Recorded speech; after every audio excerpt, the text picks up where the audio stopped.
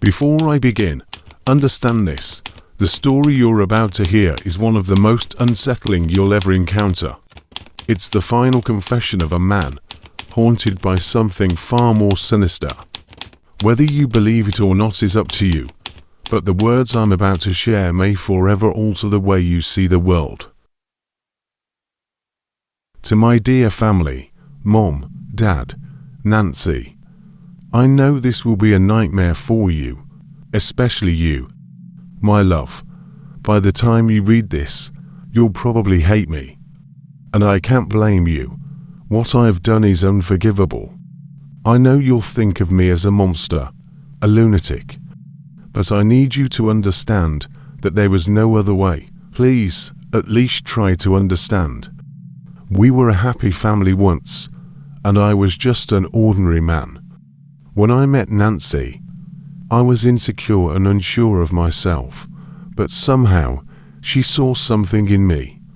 The day we got married was the happiest day of my life, second only to the day our son, Michael, was born. Those early days with him were pure bliss, but then, just after his first birthday, everything changed. It began one night when you all, Nancy, were out with friends. I was alone, watching over our son. He had just slept. Then I heard it.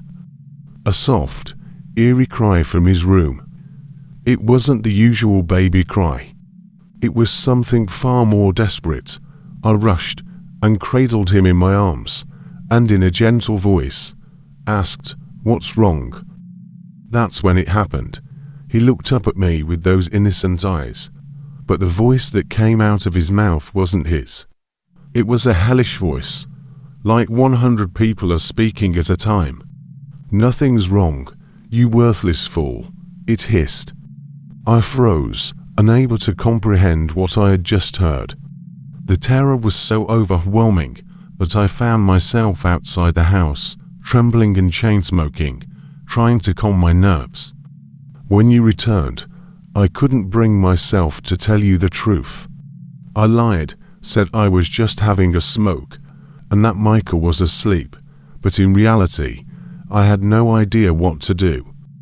In the days that followed, I tried to convince myself it was just a nightmare, a hallucination brought on by stress.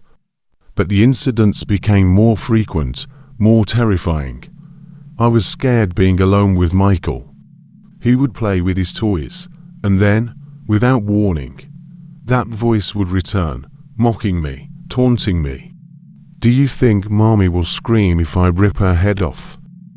One evening, when you were out shopping, I heard a blood-curdling scream from inside the house.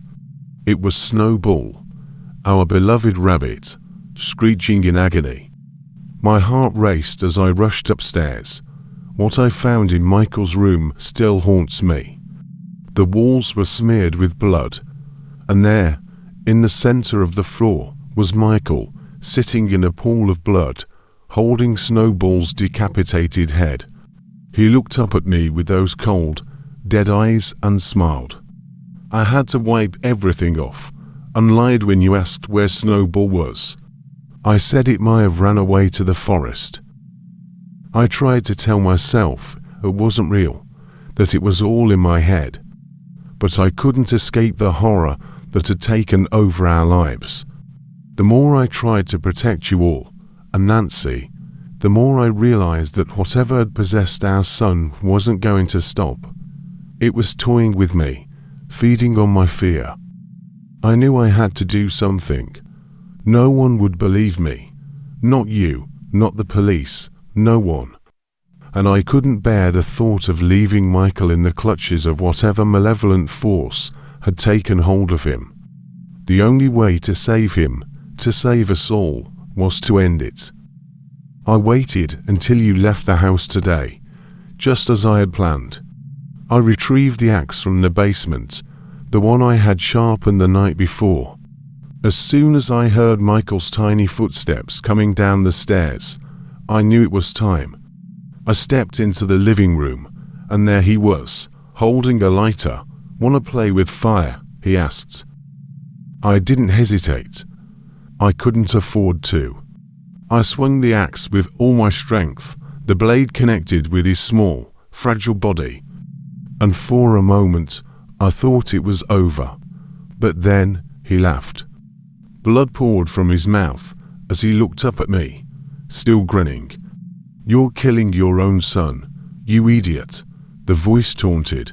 "You're hurting him, not me." I lost control then. I hacked and slashed at him, desperate to end the nightmare.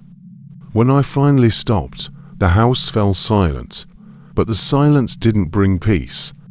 I knew I had done something unforgivable, something monstrous. And now I've rid the world of that evil, I can't go on living after what I've done. By the time you find this note, I'll be gone too. I just hope you won't be the one to discover what's left of our son. Please, call the police and stay outside.